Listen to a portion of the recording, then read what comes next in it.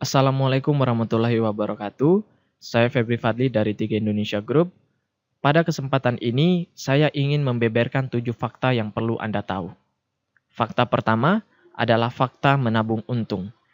Tentu adalah hal yang lumrah apabila seseorang ingin memiliki sebuah wadah investasi tabungan yang lebih untung. Di sisi lain, selain untung, juga syariah harus jadi pertimbangan utama kita. Faktanya, tabungan sebagian besar orang selama ini jauh dari kata untung dan syariah. Karena sebagian besar orang menaruh seluruh simpanan tabungan mereka, entah itu di bank, deposito, celengan ayam, atau bahkan masih ada yang menyimpan di bawah bantal. Yang seperti kita ketahui, bunga yang mereka terapkan adalah bunga yang ditetapkan di awal, sebagaimana hukum riba bahwasanya tidak boleh menetapkan bunga di awal. Pertanyaan saya, apakah ada jenis tabungan yang lebih untung dan lebih syariah? Memperkenalkan sebuah wadah investasi tabungan yang aman dan menguntungkan. Aman karena perusahaan berdiri sejak 1975, memiliki kantor cabang hampir di seluruh Indonesia, dan telah diawasi pemerintah melalui Otoritas Jasa Keuangan atau OJK. Syariah karena menggunakan konsep bagi hasil dan tidak menetapkan bunga di depan. Menguntungkan karena pembagian hasil dalam tanda kutip bunga yang dibagikan rata-rata dalam 7 tahun terakhir di angka 14-20% per tahun.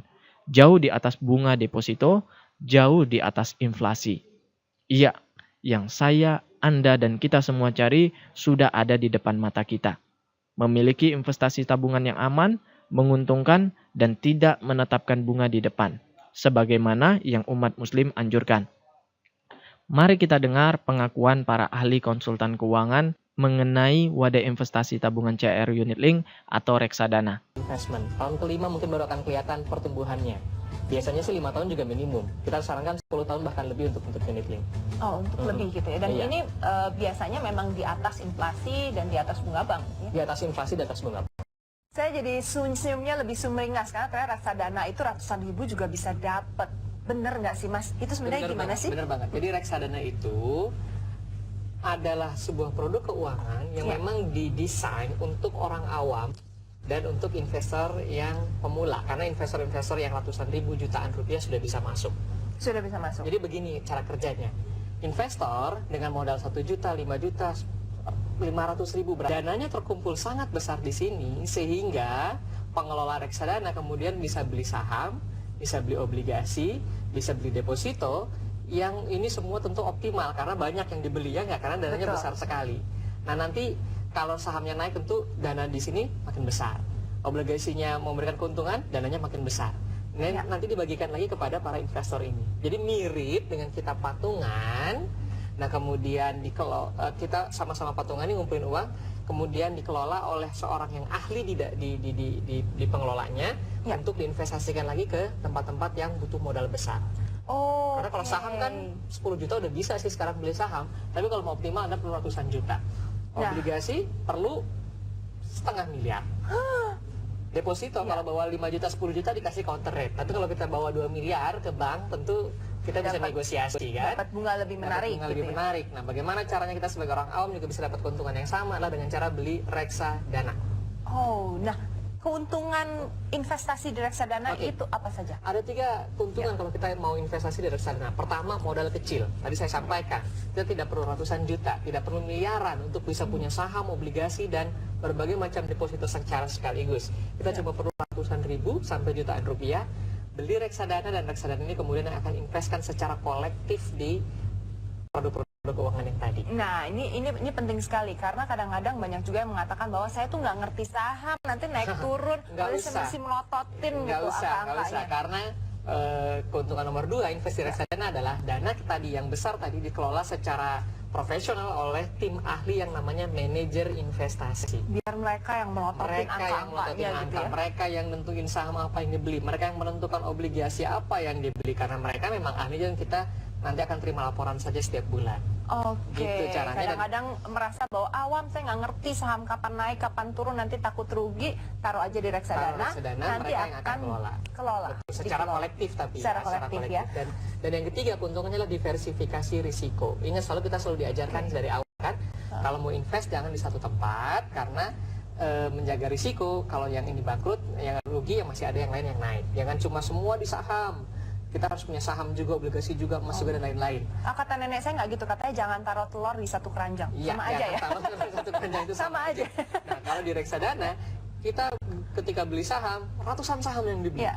Kita beli obligasi, puluhan obligasi yang dibeli. Kita taruh di bank, beberapa bank kita taruh uangnya. Oke. Nah, sehingga dengan reksadana, risikonya bisa lebih kecil. Kita nggak mungkin punya ratusan ribu terus taruh uangnya di berbagai macam Nggak bank ya. mungkin, tapi dengan reksadana dikolektifkan dulu, baru kita bisa beli. Nah, inilah keuntungannya kita beli reksadana. Sekarang Anda mulai tertarik ingin memiliki reksadana. Nah, kalau misalnya emas, setiap orang disarankan harus memiliki Iya. investasi emas. Kalau reksadana, Ini rahasia.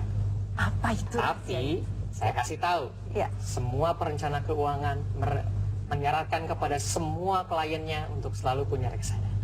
Berapa persen dari jumlah? Itu tergantung perhitungan kita, berapa persen dari aset kan tergantung tujuan keuangan. Tapi ini adalah produk keuangan yang disarankan oleh semua perencana keuangan karena ini produk keuangan yang paling mudah, paling murah, dan paling optimal untuk investasi. Waduh, kalau Ingat, gitu ini rahasia. rahasia ya cuma kita aja yang tahu. Welcome back, sudah jelas. Menabung di CAR lebih untung secara jangka panjang dan dianjurkan bahkan diwajibkan oleh para pakar keuangan. Mungkin Anda berkata, bahwasanya Anda adalah seorang karyawan di sebuah perusahaan yang menggaji Anda dengan gaji UMR atau di bawah 5 juta per bulan. Apakah CAR cocok untuk Anda dengan gaji sekecil itu? Justru karena hal itu, saya selalu mengingatkan kepada kawan-kawan sekalian, tabungan CAR lah yang lebih cocok untuk Anda. Karena apabila dana Anda simpan di bank dengan saldo hanya 5 juta rupiah saja, maka sudah bisa dipastikan Anda pasti rugi. Coba lihat fakta berikut. Kita tentu hafal dengan irama ini.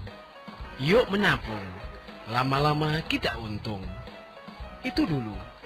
Kini jika kita menabung dengan dana tidak terlalu besar, bisa dipastikan kita malah buntung. Karena uang kita akan terus berkurang.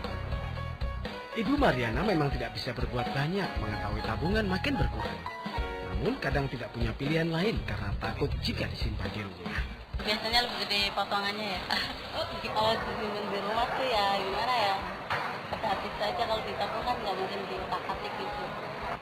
Perbankan memang menerapkan bunga rendah untuk tabungan. Dengan tabungan 5 juta, 1 tahun tidak pernah bertambah, nasabah mendapat bunga 100.000 per tahun. Dipotong pajak 20%, pendapatan nasabah tinggal 80.000. Dengan biaya administrasi setahun mencapai 120.000, dana nasabah justru berkurang 40.000. Mengeluarkan biaya untuk operasional ATM, untuk operasional bank dan sebagainya. Itu yang diperhitungkan dalam biaya administrasi untuk pengelolaan rekening tersebut. Itu kan dikelola dengan menggunakan komputer, IT dan sebagainya. Itu yang dasar perhitungannya. Dengan persaingan perbankan dan likuiditas makin ketat serta perebutan dana pihak ketiga makin sulit, perbankan juga makin selektif. Untuk bunga tabungan, perbankan biasanya memberikan bunga tidak lebih 1,75%. Jika demikian, pencanangan ayo ke bank yang pernah digagas pemerintah sepertinya memang bukan untuk nasabah kecil. Vivi Waloyo dan Rudi Utomo melaporkan dari Jakarta. Ya, yang ingin saya katakan, tabungan ini justru dianjurkan untuk mereka yang punya tabungan atau income UMR. Karena apabila Anda menaruh uang Anda di bank konvensional pada umumnya, maka Anda sudah bisa dipastikan akan mengalami kerugian, dalam tanda kutip tabungan Anda tidak bertambah karena bunga, justru berkurang karena potongan atau biaya. Pertanyaan saya sekarang, berapa persen dari income Anda yang Anda tabung rutin setiap bulannya? 10%, 20%, 30%, atau lebih? Para konsultan keuangan sih memang menganjurkan minimal dari income Anda 10%-nya ditabung. Sekali lagi, itu adalah angka minimalnya.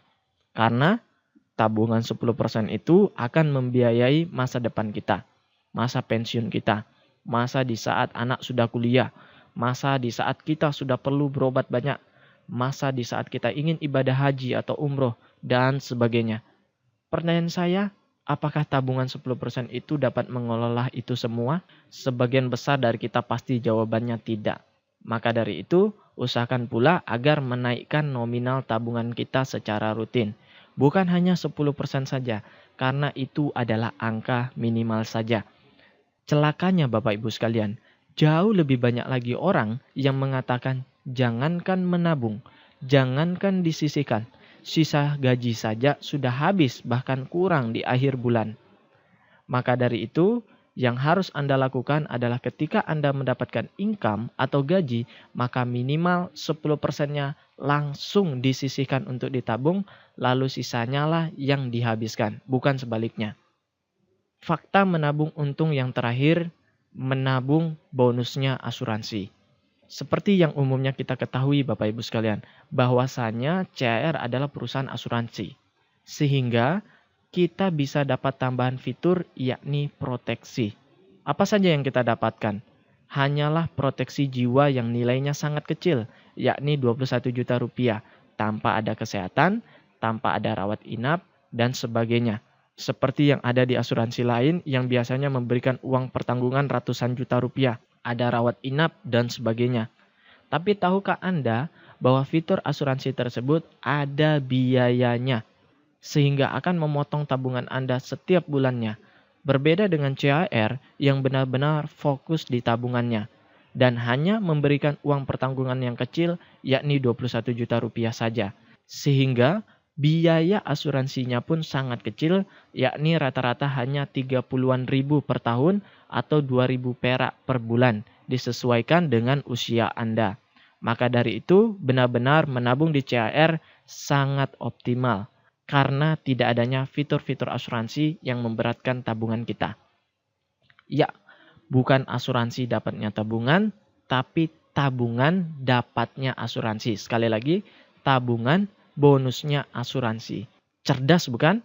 Dan benar-benar cocok untuk Anda yang mau menabung. Sebelum menutup video ini, ada satu cerita inspiratif mengapa sebegitu pentingnya menabung.